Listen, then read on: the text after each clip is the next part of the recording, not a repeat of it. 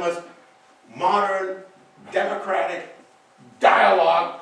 Here they're all stiff and standing, with Madison having a draft of the Constitution, giving it to Washington, right here. And for reasons that I have no idea why, Hamilton here with his back to the audience, with Gouverneur Morris with his peg leg, which is true, he has a peg leg, but why Hamilton is tripping him, I have no idea. Or knocking him in the knee, I think that's a 2-minute penalty. But why this Romanesque architecture? And the answer, in part, is that the designer of the National Archives is known as the last of the classicists. He was the one who put together the Jefferson Memorial. So you've got this classical influence that's appearing in the 1930s.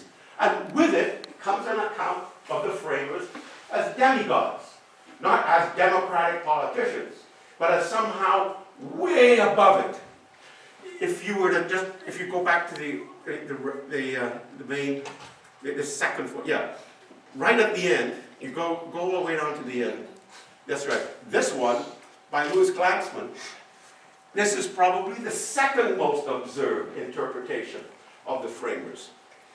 This one is hanging in Independence Hall in Philadelphia. And this one I like for 2 reasons. One, it captures the painting, the color that probably existed in 1787, and it probably locates Madison right up there with his quill. And Madison left his delegation, and notice Glantzman actually has them sitting in this delegation mode around tables. That Madison left, and he sat there, and in his preface, in his notes, he says, I sat at a point where I could hear everybody speak, so I could take down what they said. Again, Madison's notes are not like minutes that you distribute at the end of the day, so you have a summary of what went on. Madison is actually reproducing a conversation.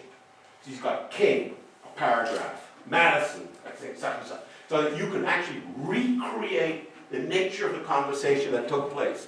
And his location there is extremely important. The other reason why I like it is that it doesn't have any windows. You think, well, why not? The windows issue is not important for Glantzman. So what do you do? Just rub them out? No. The windows are, say, over there. And as you go, so if you go into Independence Hall like this, the windows are that way. Okay? But if you're standing next to the windows, this is what you see. So that Glantzman has rearranged the way in which the founding is portrayed. That is, he's taking care of that windows argument, taking care of the entire notion of the cover-up, etc. He's much more interested in the authentic nature of color. That's the second, and by the way, if you just click on this guy, click on anybody, it tells you who it is, Hugh Williamson. The difference between the Christie painting is that it tells you who's there. By the time I hope I've got you into this, you're working to find out who is there. I give you the answer, but not the clue. So that you can go, for example, and you say, I wonder who that is. Well, you can guess who that is. Right? And so I've got a story behind each one, but you have to work. So hopefully, and that's true for all 9. So that you can just go play back and forth. And junior high school teachers tell me this is extremely effective with people who are 11, 12, 13, in that range, because they love searching for who this person is, who that person is, and why they're sitting here, why they're doing that. I think, good, that's fine with me. You're excited. Maybe, look, you can't learn unless you're curious. You can't learn unless you're excited. Forget it. However many lesson plans you come up with. You can't substitute for that. Let's go back and go to number 3. Third way to love your framers. It's the map. If you come down to, this is something I've just put together within the last year. I used to have like a Tinker Toy map before. Now this is a map that is based on Birch's paintings of Philadelphia. 40,000 people lived within this 2 square miles. This is the second largest town in the British Empire at the time, the first being London. The largest in America.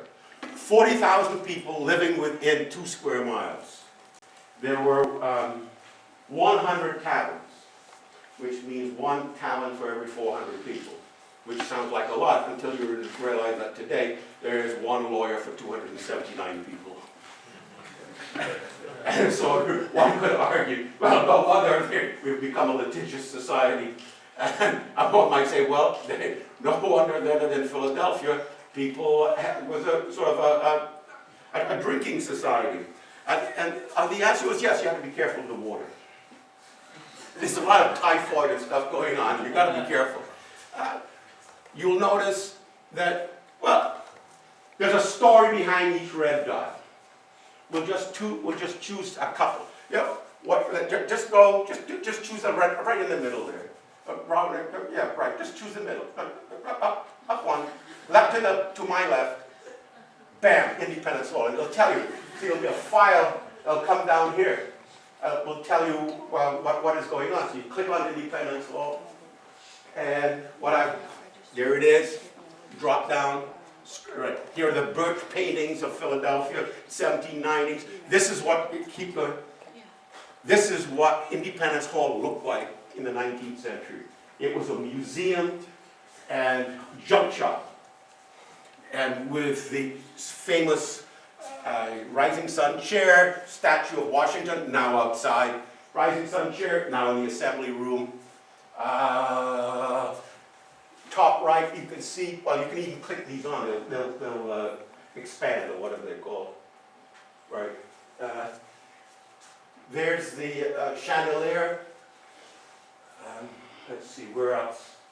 Oh, there's some, there are portraits on the wall.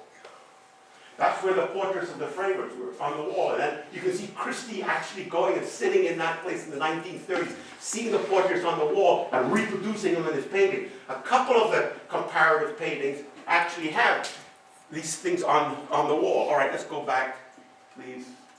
That's it. All right, so that's Independence Hall. If you were to go, you're nearly there. This is Morris's townhouse home. See, Morris's townhome. Click on that. That's where Gouverneur Morris has his townhouse, and where George Washington stayed. And when the government came to Philadelphia in the 1790s, that was the president's house. And if you cross the street, yes, there, that is Mrs. House's boarding house. And if you click on that, now it's not working. Is it working? You see, this is what I don't understand. Why? Why is it sometimes working and not working? They're renovating that. They're getting a building permit. Oh, yeah, you're funny.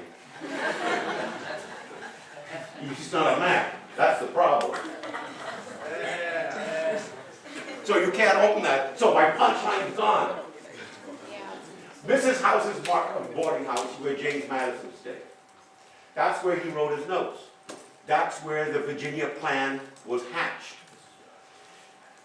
And it was sort of run down and became a toilet in the 1950s, 1960s. It was erased, and all memory of James Madison has now disappeared completely.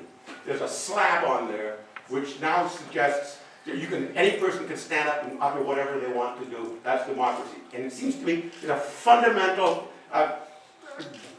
sort of battle going on. Is democracy deliberation and writing things down and thinking about it? Or is democracy the right to stand up and say whatever you want to say? By the way, both are features of James Madison. I could go on, but I'm not going to. This third way, in other words, is a contextual way. There are a lot of programs out there which suggest that if you can't take the teacher to Philadelphia, you bring Philadelphia to the teacher. The National Endowment for Humanities, Departments of Education have many, many such programs. And why? I mean, Philadelphia today is not what Philadelphia was like 200 years ago, even though there have been some genuine efforts to recreate original buildings, original stones. It can't really be done. But why do people go to Jerusalem? Why do people go to the Holy Land? Why do people go to Socrates and Athens? If you use your imagination and you have respect, you can somehow recreate in your own mind what possibly happened. And somehow to imagine, to become curious about being there and walking the streets of Philadelphia, or walking the streets of Athens, walking that walk, has a way. Oh, you got it. How did you do it? Patience? You know, it had nothing to do with you. All right. If you scroll down a bit, and you look at, they've got these two slabs.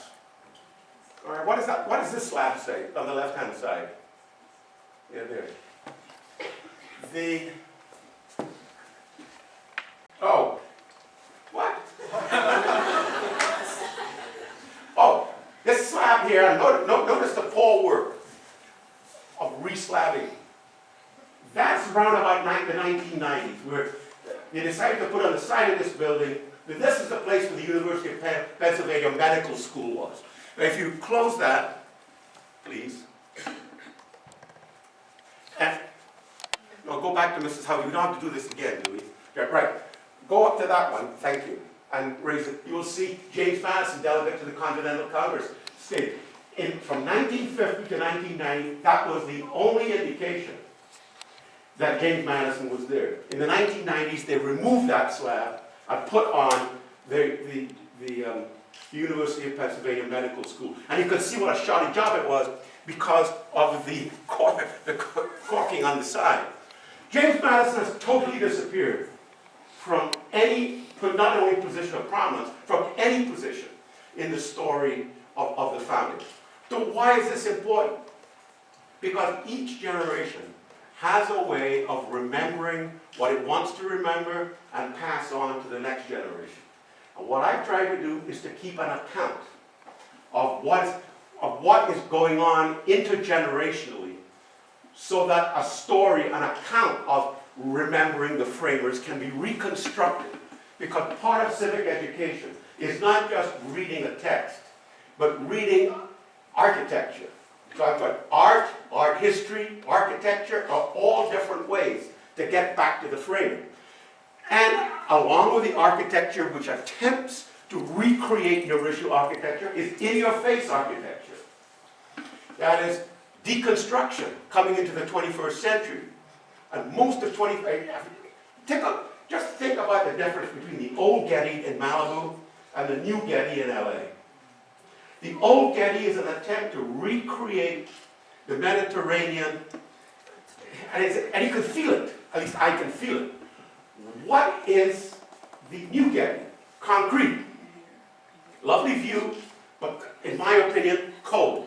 It is the 21st century version of being in the 21st century, looking forward. And what is going on in Philadelphia right now are these dueling architectures.